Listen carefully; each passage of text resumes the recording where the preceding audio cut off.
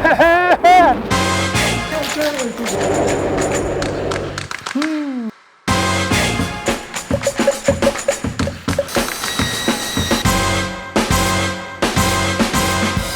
my button, buddy!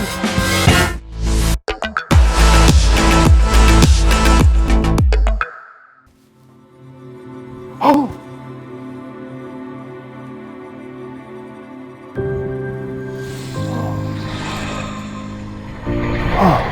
I'm Zach Sedawong, and in the film Tomorrowland, the question is asked, what if you took the greatest designers, architects, scientists, and the most creative artists in the world and you tasked them towards one common goal? You get the awesome world of Tomorrowland, of course, which is awesome in the film.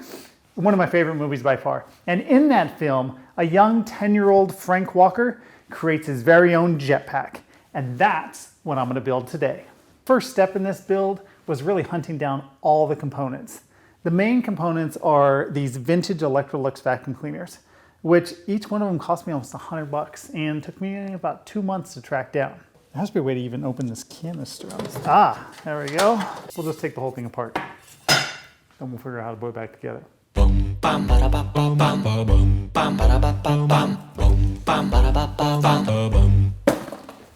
Everything's disassembled. I'm going to clean all this stuff up and then we'll continue on.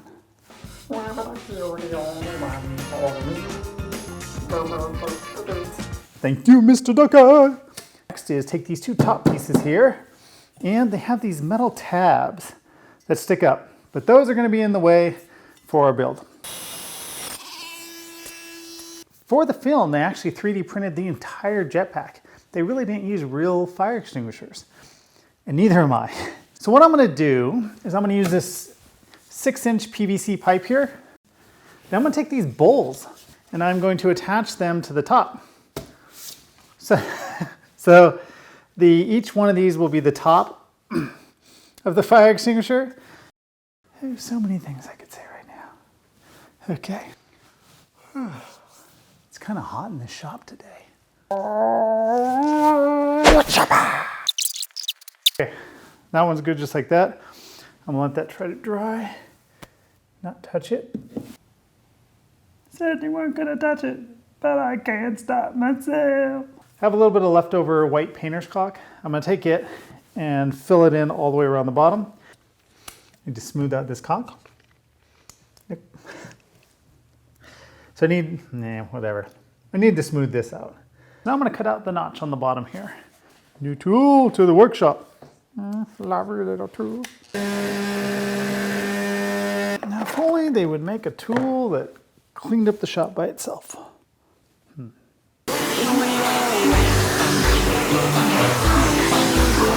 I am a craving me some ice cream. Yeah, they'll share, okay. Okay, good boy, for sharing. I have these funnels, these plastic funnels here. Look like the bottom of the exhaust ports. Hopefully you can kind of see it. These tapered step drill bits make drilling in plastic so simple and they don't wander, which is great. Okay, so I think I'm ready to go paint those two guys.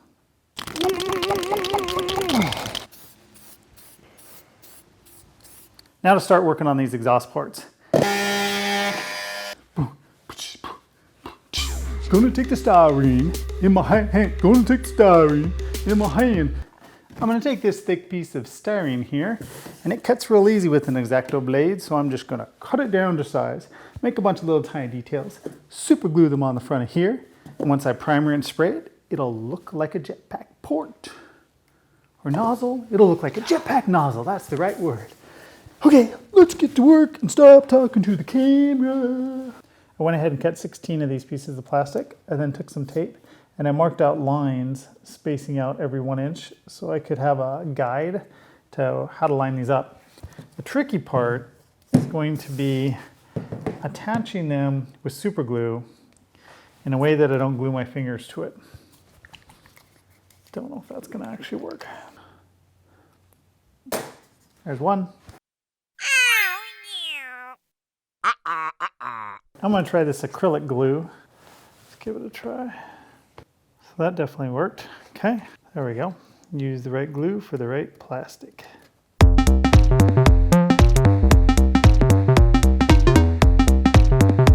The little metal piece that sits over the top, I tried to figure out what is that part? And it is a piece that protects the top of a fire extinguisher, one of the vintage ones, and I wasn't gonna pay $100-something for these two little pieces of metal. I'm just gonna make them. So I'm gonna make them out of these rings and some pieces of metal that connect. So I thought, ta-da, I would take a funnel. It's gonna work perfect. It's gonna be simple, and I'm gonna... It doesn't seem to work at all. The experiment has gone awry. This has promise, but it's not working. I'm gonna try to put another one over here and see how it works.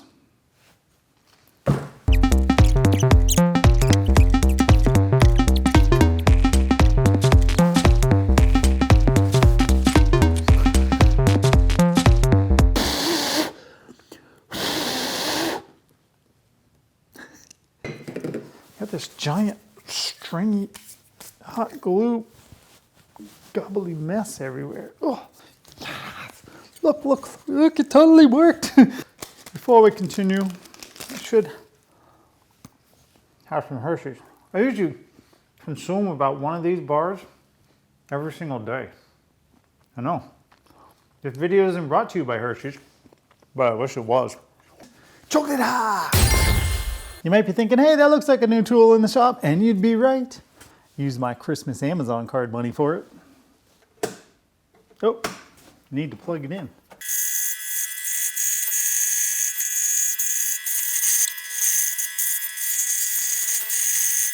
I want to see if this fits real quick. Give it a quick try. Set it on there gently. We were really close. So probably just a little bit more on the sander and get the edges rounded down a bit more. So after a little bit of tweaking, I got it to where it's really, really close. Now what I need to do is drill the holes for the port, and then I'll glue the port from the backside on the piece of wood. Piece fits, look at that. I just gotta sand this up a bit and it'll be perfect. So I ran inside and I grabbed a whole bunch of little Lego bits. So I placed them how I thought an engineer would put them on there. And now I'm just gonna glue them down and then primer them. I took these pieces outside last night and I sprayed them with some primer, and it was way, way too cold to paint outside. So it made the paint bubble and it looked all nasty.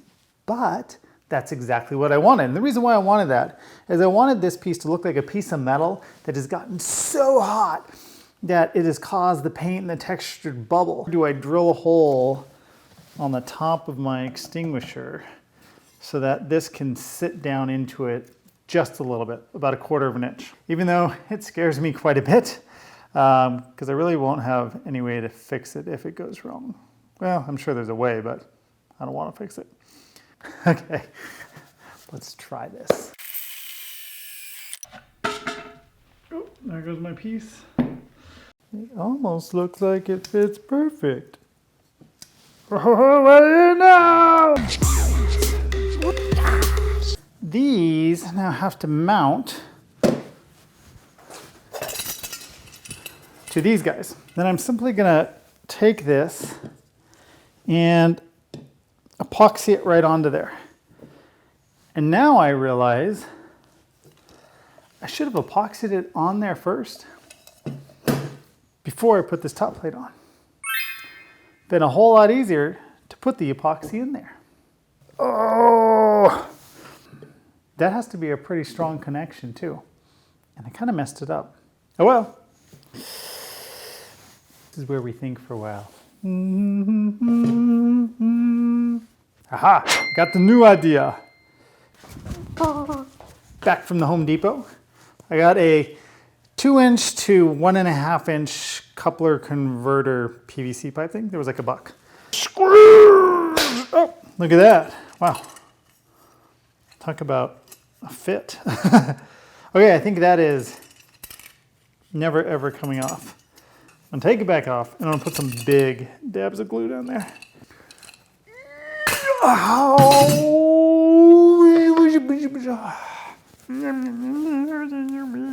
Okay, that hurt.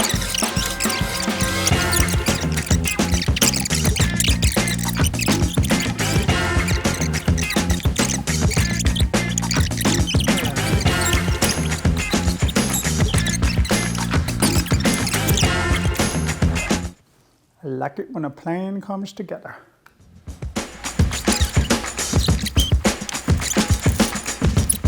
I bought these military shovels here. These are used back here and they move just a little bit. I think as like thruster guidance pieces, and they're sitting right about there. These are looking too nice. They're not going to be this nice and new, so I need to make them look a little worse. That's working better.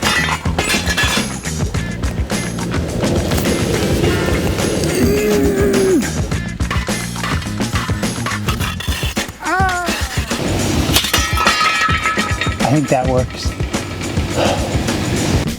Now, you can you can weather something the fun way, like you just saw, or you could just take some coarse sandpaper too and just rub the edges, but where's the fun in that? Okay, I still have to do a little bit of this. Shh. Have a bowl full of some old coffee grounds. Now I'm going to take some boiling water, pour it in there. Why boiling water? Does it help? Actually, I don't know.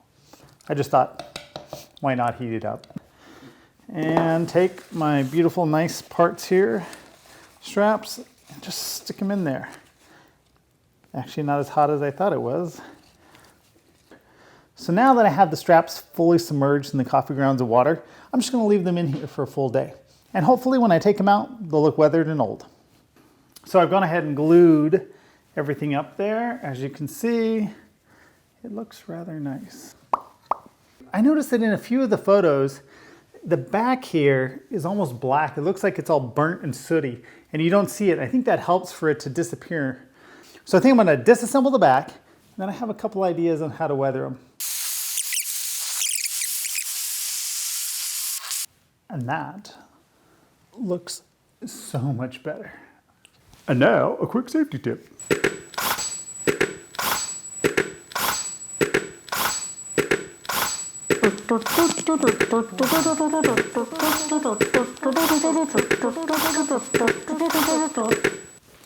For this next part, to make these two little canisters, I needed 2 small pieces of PVC pipe. Now, the safest way is to take a piece like this and put it on a bandsaw and cut it. But a bandsaw is really hard to get a perfect 90-degree cut. It's possible, but it's much easier to do it on a chop saw. But a chop saw is a lot more dangerous, especially with PVC pipe. So let me just go through some of the precautions that I use real quick, just so you stay safe at home. Always wear safety glasses and always use hearing protection with one of these devices. Never try to cut a small piece of PVC pipe on a chop saw. Your hand should never be close to this, because when you do, and I know this from experience, it's going to fling this piece over and it wants to pull your hand into the blade. Not a good thing, not a good thing at all. So, good rule of thumb is always use a long piece of pipe. Bring it over here, keep your hand far to the left, almost outside of it. Mark off what you need. Bring the saw down. Now, when you're cutting pipe like this, your tendency is to just go through it and lift it back up. But what happens is the backside of the teeth grab the pipe and launch it. And usually it chips up and breaks the piece, so ruins what you were trying to do. A better way to do it, bring the saw, chop down through, turn it off, wait for it to stop, lift it up, and then you have a perfectly good pipe. But remember, learn how to use the saw properly before you use something like this. Back to the build. I'm going to glue this like this. Glue this piece here, and this one has a big hole, and there's some pipes that go in there, rubber hose and a piece of copper tubing on this side. Ah, ow, ow, ow.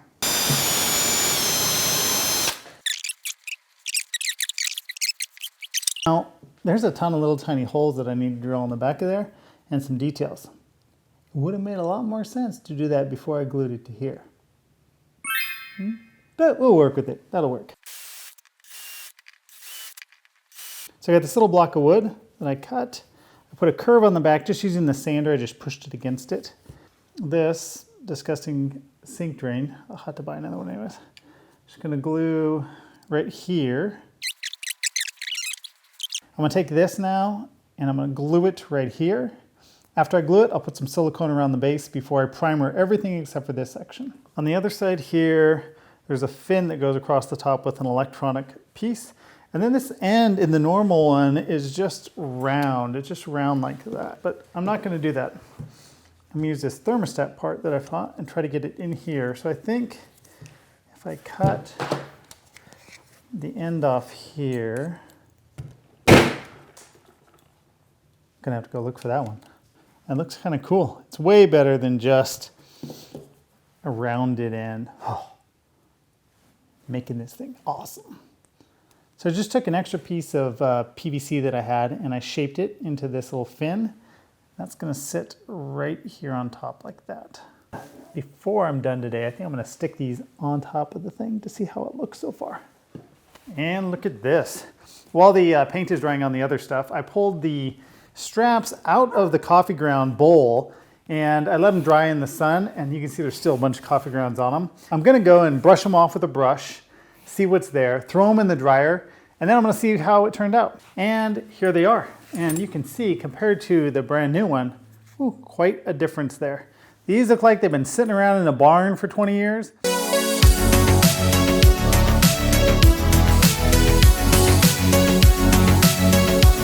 Piece of wood is all carved up, notched, sanded, ready to go. It's gonna become a piece of metal, or at least something that looks like a piece of metal. First coat of paint is on. Now what I need to do is start making this look a little more real. And before I glue this piece on, there are bolts that go along here. So I'm gonna take some regular bolts that I got at the big box store, and I've cut them down with the portable bandsaw that I have. So that they're really, really short. I'm just gonna stick them in these holes. Next, I'm gonna take the 3D part that I have here, and I've primed it really heavy. The first coat, I just coated it on there so it'd fill all the crevices and cracks. Once it dried and I sanded it, I sprayed it with some chrome. So it looks pretty good. Now I need to glue this onto here. I think if I let that sit for a few hours, it should be rock solid. I hope so. So while I'm waiting for that to dry, I went ahead and glued in these two pieces. I don't like that at all. So I took this knob and I added a little bit of like aged copper look to it, like a rusty one. And I'm gonna put it right there, glue it on, and put a fuel line that comes up and out of there. Overnight, everything has dried. It's all rock solid.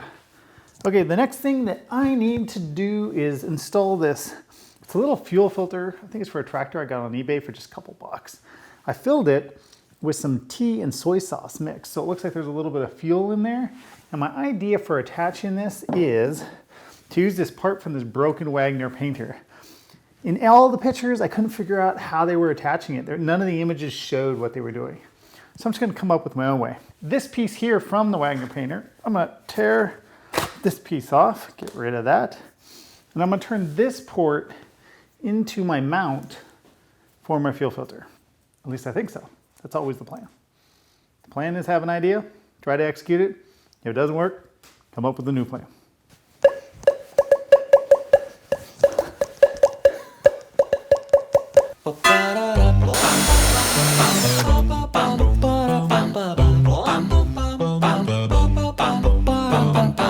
In the original design, this is just a black line. And I thought, wouldn't it be a lot cooler if it actually looked like there was fuel in there and it was operational? I think so. I'm gonna take this electric motor, which froze up from the Wagner power painter, an old distributor cap, and a whole bunch of small parts that I have here, put them all together, and hopefully it'll look like something cool that'll be my turbo generator for the rocket pack.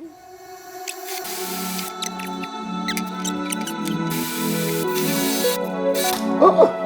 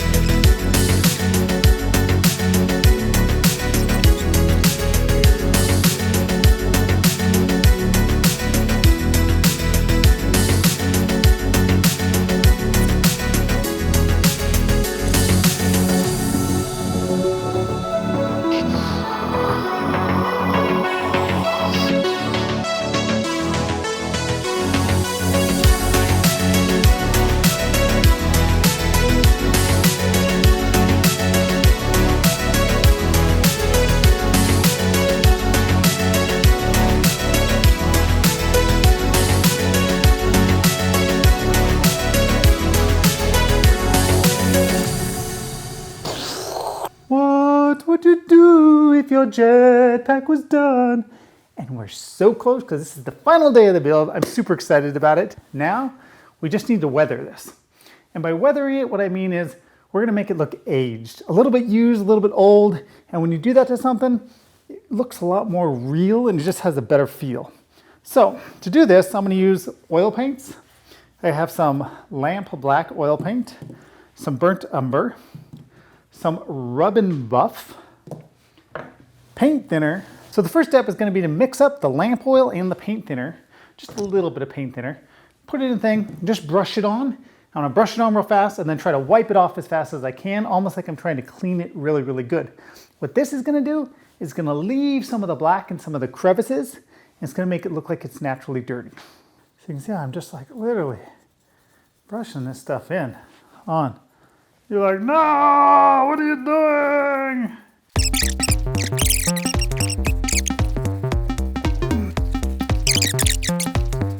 Oh yeah, I'm just gonna keep going. I'm gonna do this to the entire thing. Then I'm gonna do it again with the burnt umber, the other color.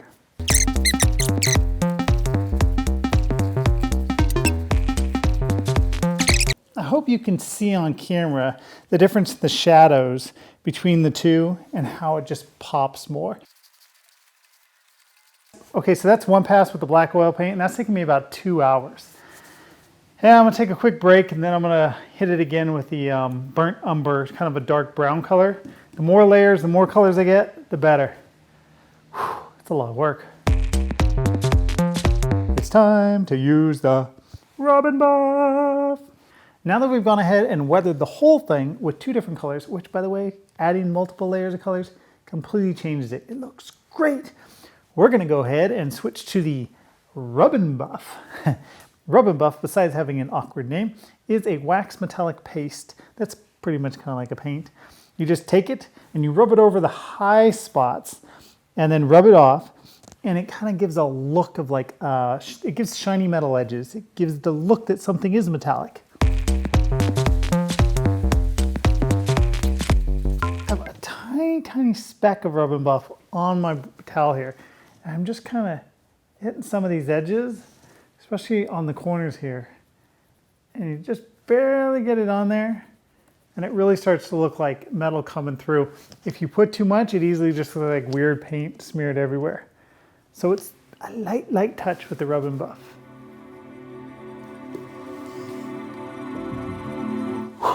And with that, our work is done. Or is it?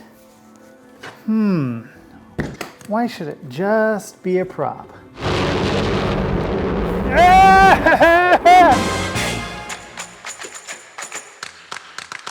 That really does bring us to the end of this build. I enjoyed making this one. This thing is awesome.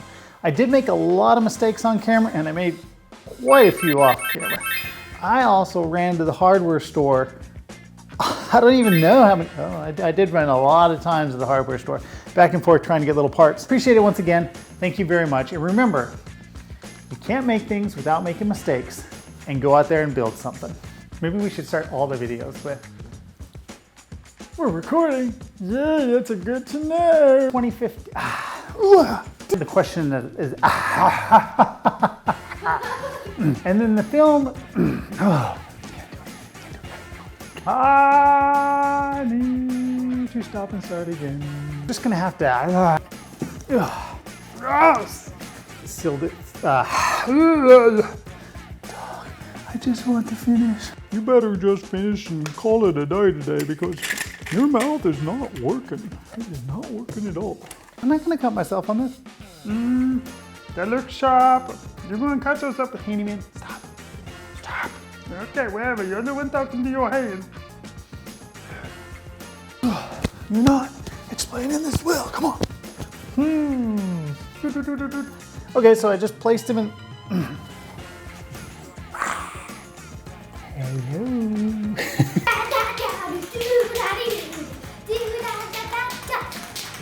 Disassembling your vacuum cleaner is beautiful to me. Can't you see? You are the dust ball I've been waiting for my entire life. Okay, you didn't end that very well. You just kind of like cut off your sentence. Nothing happened. Yeah, I know. Who you talking to? You're kind of crazy. Yeah, I know. Okay, let's go.